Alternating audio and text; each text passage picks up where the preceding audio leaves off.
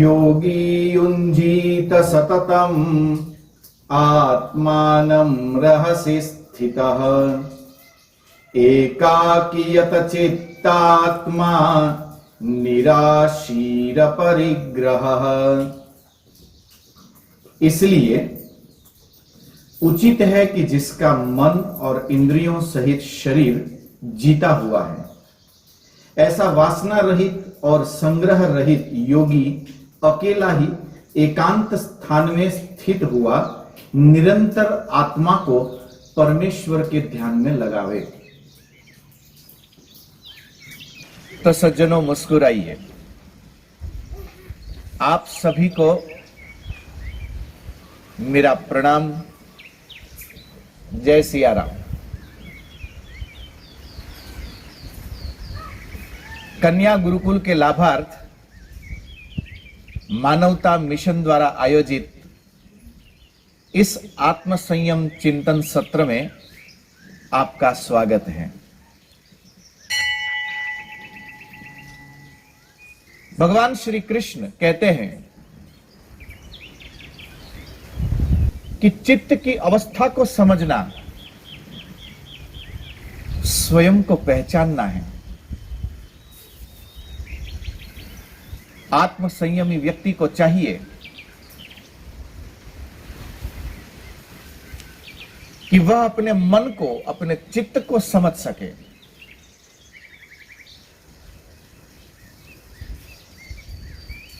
यात्रा केवल समझने पर ही नहीं, अपितु योगारूढ़ होने के लिए आवश्यक है कि अब आत्म संयमी साधक मन को, चित्त को समझाने की कुशलता हासिल कर लें। संसार की घटनाओं के साथ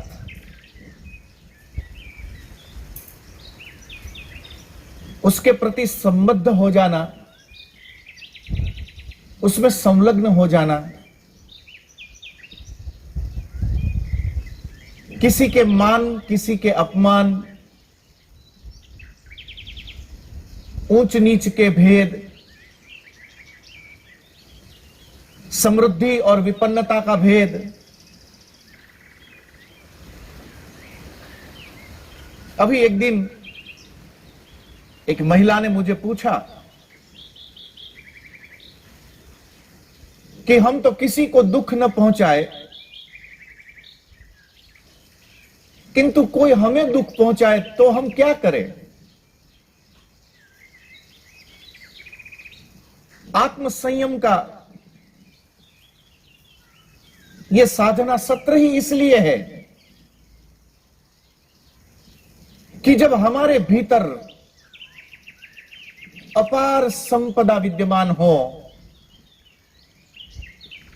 तो हम तुच्छ वस्तुओं के लिए, तुच्छ अनुभवों के लिए हम बाहर झांक के देखें ही क्यों। प्रेम से भी ऊपर, सम्मान से भी ऊपर, संपन्नता से भी ऊपर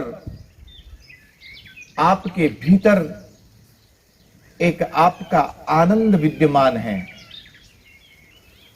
जिस आनंद के सहारे, जिस आत्म जागृति के सहारे आप दुख को सुख में, अपमान को मान में, शत्रुता को मित्रता में, विपन्नता को संपन्नता में परिवर्तित करने की कला को हासिल कर सकोगे। मैंने ये बार बार कहा है कि हम जिन जिन चीजों को, हम जिन जिन अनुभवों को बाहर से संपादित करना चाहते हैं, बस उसे हम अपने भीतर से प्रकट होने दें। जो हो रहा है, जो चल रहा है, क्योंकि हमने उस ओर कभी ध्यान नहीं दिया, चूंकि हमने उस ओर अपने आप को केंद्रित नहीं किया, इसलिए सब कुछ होता हुआ भी हम उसे महसूस नहीं कर सकते हैं। यहां पर भगवान श्री कृष्ण कुछ तथ्यों को सामने रखते हैं। वो कहते हैं कि जिसने एकांत को साध लिया तो समझ लो कि वो आत्मसंयमी योग को, परम आनंद को उपलब्ध हो गया। सज्जनों, भीड़ से भागना बहुत आसान है। आपके दो पैर चाहिए, उठो, भागो। कब तक भागोगे, कहां तक भागोगे? ऐसे भागो कि उस भीड़ का अंतिम व्यक्ति भी बहुत पीछे छूट जाए। उस भीड़ को दूर करने के बाद आप किसी पर्वत की गुहा में जाकर बैठ जाइए, किसी नदी के किनारे, किसी घाट पर जाकर बैठ जाइए, जंगल में किसी पेड़ की छाया के नीचे जाकर बैठ जाइए। ये आपका भागना आप पैरों से शरीर को दूर ले जा सकोगे। जो भौतिक भीड़ आपके चारों ओर थी, उस भीड़ से कहीं दूर आप अकेले हो सकते हो, किंतु आप एकांत में नहीं हो सकते हो। एकांत का अर्थ यहां पर अकेले होना नहीं है। एकांत का अर्थ यहां पर अपने भीतर का एकांत है। अकेलापन आपको सताता है।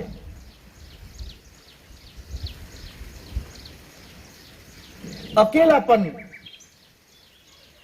एक हमारे अस्तित्व की एक बहुत बड़ी समस्या बन सकता है, क्योंकि जो भौतिक बाहर भीड़ दिख रही थी, उससे भागने के लिए केवल आपके दो पैर चाहिए।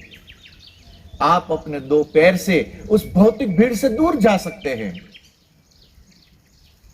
किंतु ये जो भीड़ आपने अपने मन में बना रखी है, उस भीड़ से कैसे भाग सकते हो? योगी युंजीत सततम आत्मान रहस्य स्थितः।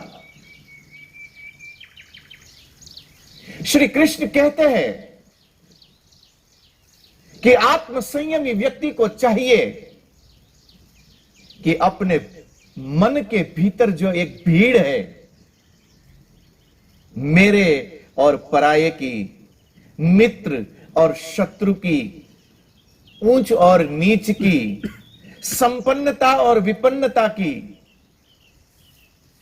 व्यवस्थाओं की, सत्ता की, ये जो सारी भीड़ हमारे मन के भीतर मौजूद है,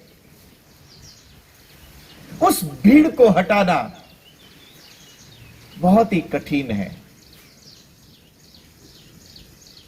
पत्थर बहुत कोमल है, छेनी हथौड़े से उसको तोड़ा जा सकता है, और उस पत्थर को तोड़कर उसके भीतर एक गुहा का निर्माण किया जा सकता है। भगवान श्री कृष्ण कहते हैं, किंतु हृदय को तोड़ना बड़ा कठिन है। अपने मन के भीतर की भीड़ को हटाना बड़ा दुरूह है। जो अपने हृदय को तोड़ना सीख ले, जो अपने मन की भीड़ को हटाना सीख ले, तो समझ लो कि उसने अपने भीतर अपनी एक अंतर गुहा में अपना एक एकांत बना लिया। एक ऐसा शून्य जहां पर अब कोई अपना और पराया नहीं है। एक ऐसा शाश्वत आनंद कि जिस आनंद की अवस्था में अब धीरे धीरे मैं की भी निवृत्ति होती चली जाए। उस अंतर्गुहा में श्री कृष्ण कहते हैं कि उस गुहा में, उस एकांत में, उस शाश्वत शांति के भीतर परमात्मा का अनुभव प्रारंभ होता है। जिस समय हमें परमात्मा का अनुभव प्रारंभ होता है, उसी समय हमारे भीतर का जो मैं है वो मैं भी निवृत्त हो जाता है। हमारे भीतर का मैं भी अब धीरे धीरे जब समाप्त होने लगे, जब पिघलने लगे, उसके बाद हमारे अंतर गुहा में जो बचेगा, जो शेष रह जाएगा, उसे कहते हैं ईश्वरीय अनुभव। क्योंकि वहां पर केवल एक प्रकाश,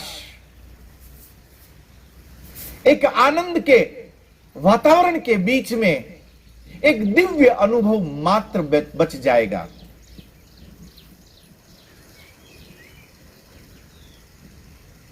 जब इस प्रकार की बात होती है, जब एकांत की बात आती है,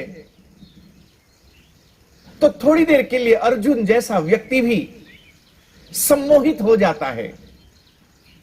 क्योंकि आज तक हमने एकांत अर्थात कहीं दूर भागना ही समझा है, सीखा है।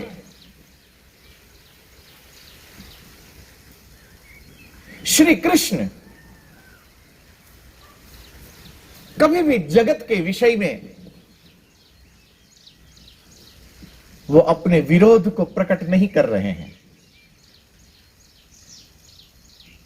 केवल इसी जगत के अंदर स्वयं को जागृत करने की कला सिखा रहे हैं। क्योंकि इस संसार से, इस जगत से भागना लगभग लगभग नामुमकिन है।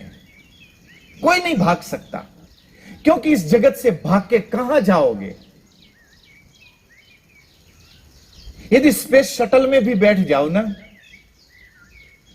मंगल या चंद्र पर उतर भी जाओ, तो यह भी ब्रह्मांड का ही कोई हिस्सा है। ईश्वर के बनाए हुए इस पूरे ब्रह्मांड के, इस जगत के बाहर कभी पहुंच पाना यह नामुमकिन है। विज्ञान कितना प्रयत्न करता है, किंतु यहां से चंद्र या तो यहां से मंगल उस जगत के अंतिम छोर से काफी नजदीक है। जैसे मान लो कि आपके पड़ोस में कोई बैठा हो। मैं तो कहता हूं पड़ोसी भी बहुत दूर है, आपके दरवाजे से बाहर निकलकर उसके दरवाजे में आपको जाना पड़ेगा। यह चंद्र और मंगल ब्रह्मांड के परिमाण से यदि उसको नापा जाए, तो आपके ही मकान का, आप जिस कमरे में बैठे हो उसके बगल वाला एक कमरा है। किंतु वहां तक पहुंचने के लिए विज्ञान को कितना प्रयत्न करना पड़ता है, तो आप अंदाजा लगा लीजिए कि परमात्मा की बनाए हुई इस विश्व के बाहर जाना ये कितना मुश्किल हो सकता है।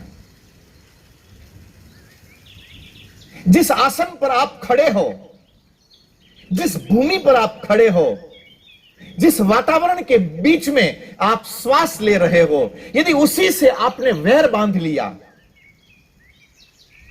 ईश्वर ने आपको पैर दिया है, आप भाग सकते हो। किंतु ये भागना, ये दौड़ना, ये नई सृष्टि की रचना करना, ये केवल व्यवस्थाओं को बदलना है। अपने भीतर की व्यवस्थाओं को बदलने की यहां पर चर्चा नहीं हो सकती है। हमने हमेशा इस एकांत को बड़े गलत अर्थों में लिया।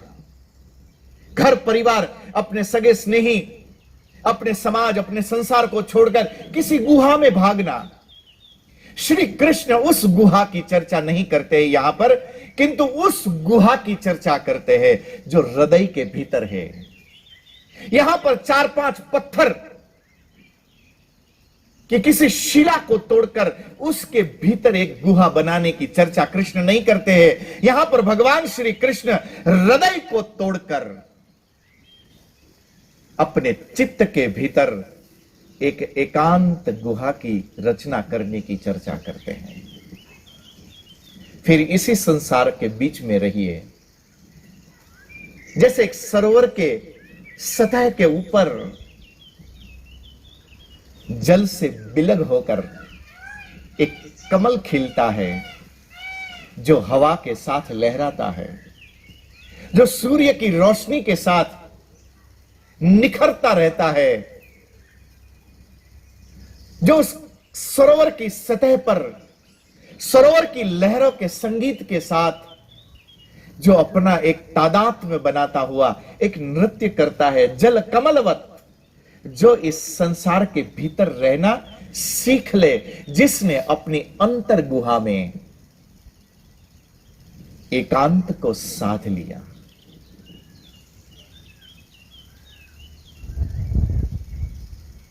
रविंद्रनाथ टैगोर की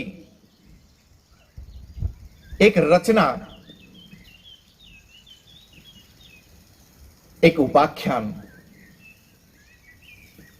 जिसके नायक और नायिका किसी सरोवर के किनारे पर रोज एक दूसरे को मिलने के लिए आते हैं। नायक के मन में विचार आया कि काफी दिन हो गए इसी प्रकार मिलते हुए प्यार में, क्यों न इस प्यार को एक मुकाम दिया जाए, क्यों न इस प्यार को एक नाम दिया जाए। तो रविंद्रनाथ टैगोर का उपन्यास का वो नायक नायिका के सामने प्रस्ताव रखता है और कहता है कि क्यों ना हम विवाह कर ले। नायिका मुस्कुराई, मुस्कुराते हुए कहते हैं कि सच में मैं भी अब सोच रही थी कि बहुत दिन हो गए इस प्रकार मिलते मिलते, क्यों ना अब हम विवाह कर ले। बहुत अच्छी बात है। नायक मुस्कुराया, उसको अच्छा लगा। नायिका ने नायक के सामने कहा कि विवाह से पूर्व मेरी एक शर्त है। तो नायक कहता है कि बताओ क्या इच्छा है तुम्हारी। बोले विवाह के लिए मेरी एक छोटी सी शर्त है कि झील के इस किनारे तुम रहोगे जिसके उस किनारे पर मैं रहूंगी। नायक कहता है नायिका से, भला ऐसे विवाह से क्या फायदा जिसमें हम दोनों को बिलग बिलग रहना पड़े। मैं तो समझ रहा था कि विवाह करके अब हम साथ रहेंगे। ये कैसी बात, ये कैसी शर्त। तब नायिका मुस्कुराती हुई कहती है कि शरीर से साथ रहने में इतना आनंद कहां यदि हम मन से साथ न रह सके। और मन से साथ रहने के लिए हम दोनों के बीच में थोड़ा फासला होना जरूरी है। झील के इस किनारे पर बैठे बैठे तुम मेरे लिए सोचते रहना, झील के उस किनारे बैठी बैठी मैं तुम्हारे लिए दिन रात सोचती रहूंगी। कभी तुम्हारे आमंत्रण पर मैं आ जाया करूंगी, कभी मेरे आमंत्रण पर तुम आ जाया करना, और कभी झील के ऊपर नाव खेते खेते एक दूसरे को देखकर मुस्कुरा लिया करेंगे। सच में ये भीड़ बाहर की नहीं होती है, सच में ये भीड़ हमारे भीतर की होती है, हमारे अंदर की होती है। हमारे मन ने जिनके साथ संबंध बनाया या जिसका विरोध शुरू किया, न केवल हम जिनसे प्रेम करते हैं वही हमारे मन में रहते हैं, ध्यान रखना, हम जिनका विरोध करते हैं, हम जिनकी शत्रुता रखते हैं, वो हमारे मन को और ज्यादा पकड़ के रखता है।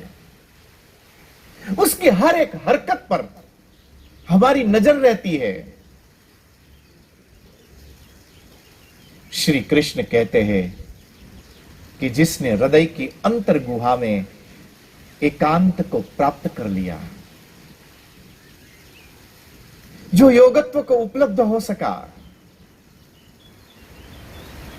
जिसके भीतर अब आत्म चेतना की ज्योति प्रकट हो चुकी है, उस उजाले में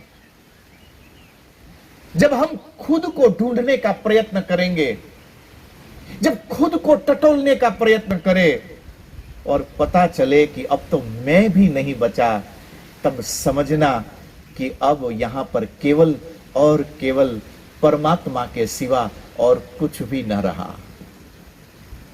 हमारे हर एहसास के भीतर, हमारे हर अनुभव के भीतर केवल और केवल जब परमात्मा बच जाए, इस भीड़ के भीतर से जब मैं भी समाप्त हो जाए,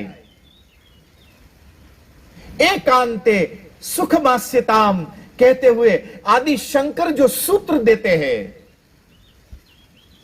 ये उस एकांत की चर्चा है जहां पर केवल और केवल ईश्वर के अलावा, परम सत्ता के अलावा और कुछ भी शाश्वत न बच पाता हो।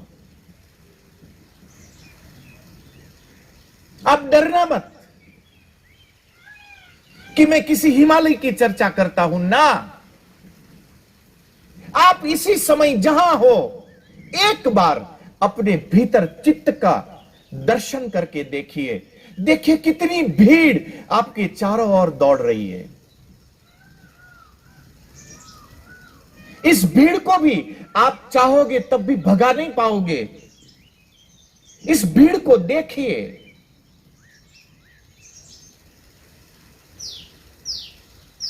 पूज्यपाद रंग अवधूत जी महाराज के एक शिष्य प्रेम अवधूत जी महाराज अपने सत्संग में अपने शिष्यों से वो कहते थे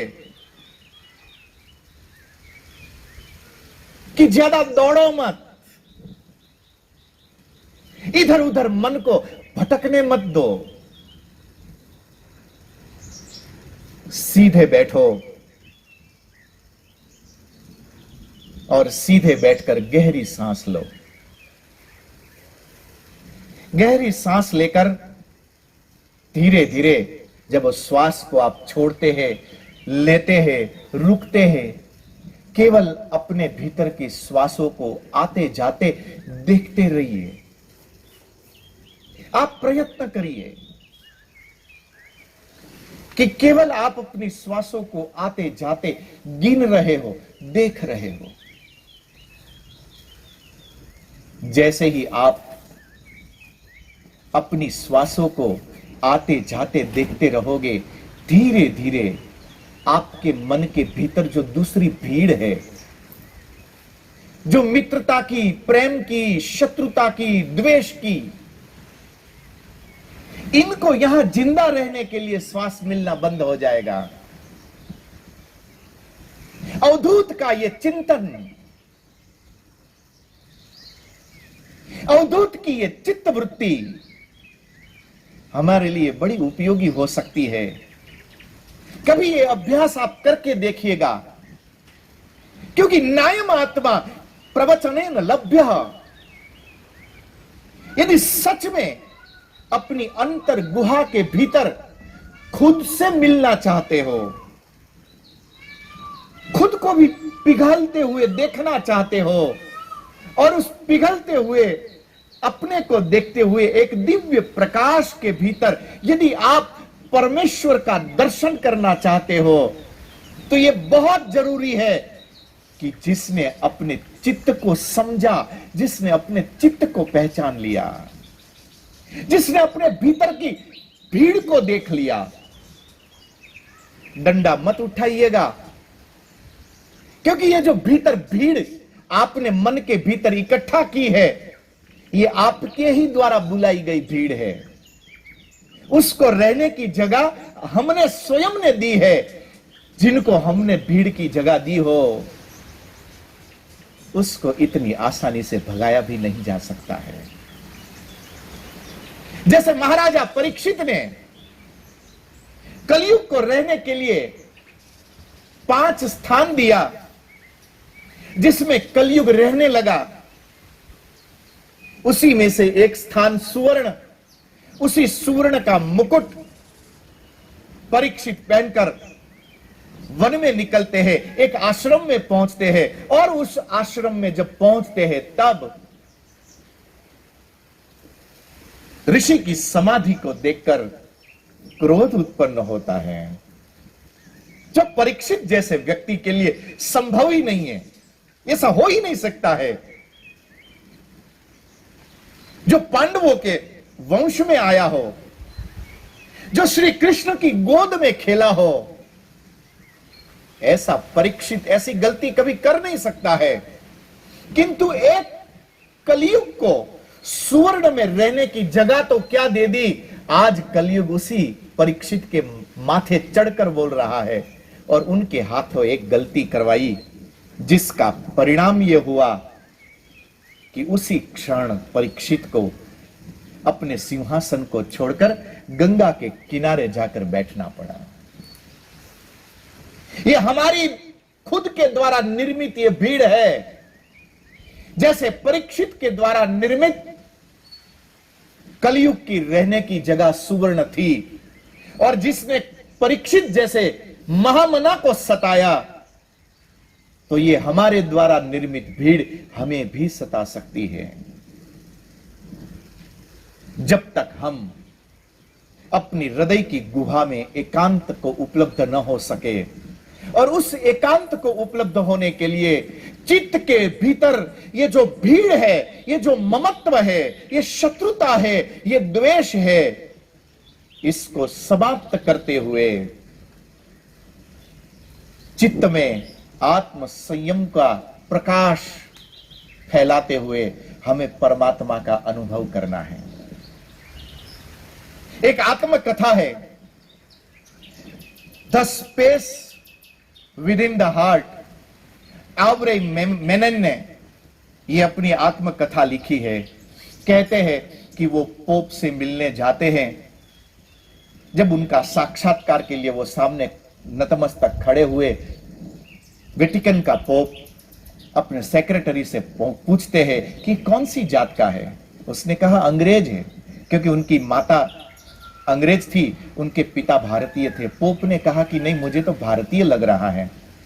आव्रे मेनन उनके सामने खड़े हुए, उनका अपमान न हो इसलिए उन्होंने उत्तर दिया कि महानुभाव, आपने सही पहचाना, मैं भारतीय हूं। किंतु उनके भीतर एक सवाल पैदा हुआ कि मैं कौन हूं?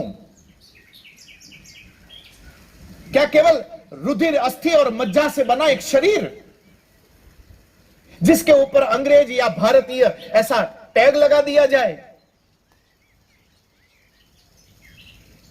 उनके भीतर, उनके अंदर जब ये सवाल जगा, घर पहुंचे, एकांत में चले गए।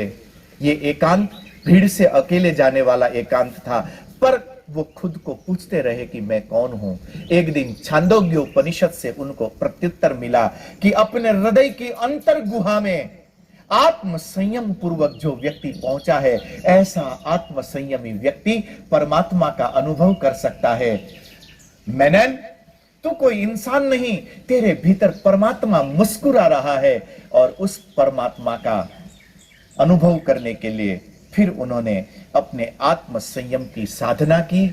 उस आत्म संयम की साधना उन्होंने किस प्रकार की, कैसे हम भी उस आत्म संयम की यात्रा को उपलब्ध कर सके, कैसे हम स्वयं को उपलब्ध हो सके, हम कैसे खुद को एक बार मिले, किस प्रकार हम अपने हृदय के भीतर परमात्मा को मुस्कुराता हुआ देख सके। इन्हीं प्रश्नों का प्रत्युत्तर प्राप्त करने के लिए पुनः एक बार हम आपसे मिलेंगे, पुनः आपके मिलने की आकांक्षा के साथ। आज बस इतना ही।